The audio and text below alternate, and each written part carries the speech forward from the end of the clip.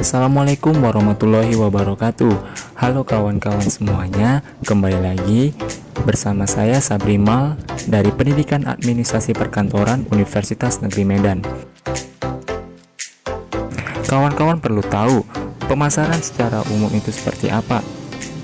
Pemasaran secara umum mengenai pariwisata ialah kegiatan pemasaran mencangkup upaya melakukan identifikasi keinginan kebutuhan konsumen jasa pariwisata, penentuan produk yang ditawarkan, penentuan harga, promosi, dan penelitian pasar.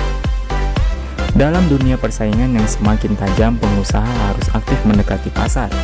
Konsumen adalah raja. Oleh karena itu, kepuasan konsumen harus dijaga. Analisis faktor yang mempengaruhi pasar wisata. Yang pertama itu ada ekonomi, mengenai pendapatan, laju inflasi, nilai mata uang, dan sebagainya. Yang kedua ada teknologi, yakni mengenai elektronik, komputer, dan lain-lain. Yang ketiga ada sosiokultural, mengenai penduduk, waktu senggang, dan lainnya. Dan yang terakhir ada lingkungan, mengenai polusi, politik, dan keamanan, perang, kekacauan, dan sebagainya. Selanjutnya, kawan-kawan, kita akan masuk ke materi inti mengenai pendekatan pemasaran pariwisata. Secara khusus, pendekatan pemasaran pariwisata terdiri dari 2 poin, yakni pertama, konsep pemasaran produk pariwisata, dan yang kedua adalah sistem informasi. 2 poin ini akan dijelaskan lebih lanjut secara berikut. 1. Konsep pemasaran produk pariwisata. Di dalam pemasaran pariwisata diperlukan adanya pemahaman yang mendalam terhadap produk yang dimiliki dan dijual. Ada beberapa konsep pemasaran yang dapat dipergunakan untuk menjual produk pariwisata sebagai berikut. A. Konsep produksi. Konsep ini menempatkan pertimbangan bahwa konsumen hanya mau membeli barang yang bisa dibeli dengan harga murah dan mudah didapat.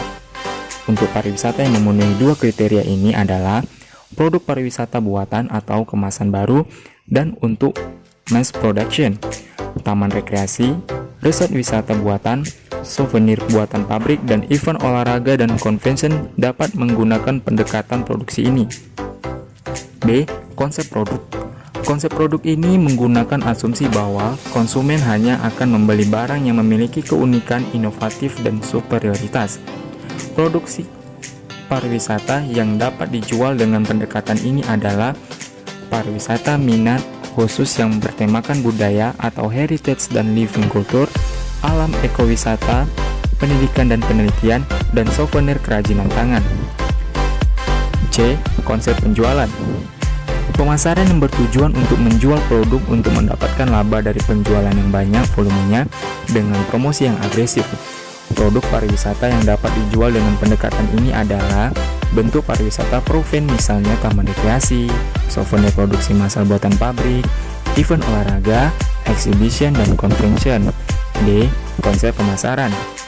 Suatu konsep yang diterapkan dengan mempertimbangkan bahwa keuntungan akan dicapai melalui upaya memberikan kepuasan pada konsumen yang terlebih dahulu melakukan pengidentifikasian kebutuhan dan keinginan wisatawan. Seluruh produk wisata seharusnya menggunakan pendekatan ini.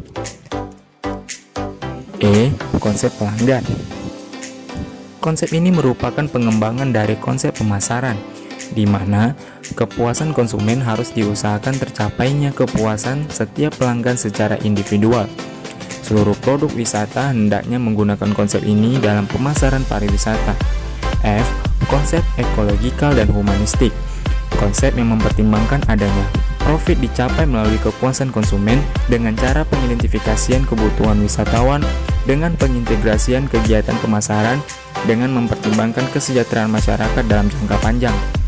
Pemasaran yang demikian ini diperankan oleh pemerintah untuk produk-produk pariwisata kawasan yang dimiliki dan dikelola oleh pemerintah, seperti halnya kawasan taman nasional dan taman hutan raya. 2. Sistem informasi. Dalam pemasaran pariwisata, peran dari sistem informasi pariwisata atau Marketing Information System atau disingkat MIS sangatlah penting, sebab perilaku calon wisatawan sangat dinamis perkembangan dari waktu ke waktu. Skema sistem informasi pemasaran komponennya disajikan oleh Kotler et al. Tahun 1999 sebagai berikut. A. Manajer pemasaran. Manajer pemasaran melaksanakan analisis terhadap informasi yang didapat, kemudian membuat perencanaan, pelaksanaan, pengorganisasian, dan melakukan kontrol terhadap pelaksanaan pemasaran. B. Membuat keputusan untuk melakukan pemasaran dan mengkomunikasikan ke seluruh bagian terkait. Keputusan ini sebenarnya dari dua aspek, yakni 1. Sistem informasi pemasaran. Sistem informasi dilakukan penapisan kesesuaian informasi dengan informasi yang dibutuhkan dan pendistribusian informasi. 2. Mengembangkan informasi. Pengembangan informasi ini terdiri atas pencatatan informasi, membuat analisis informasi, menyusun suatu strategi, dan membuat penelitian untuk pemasaran.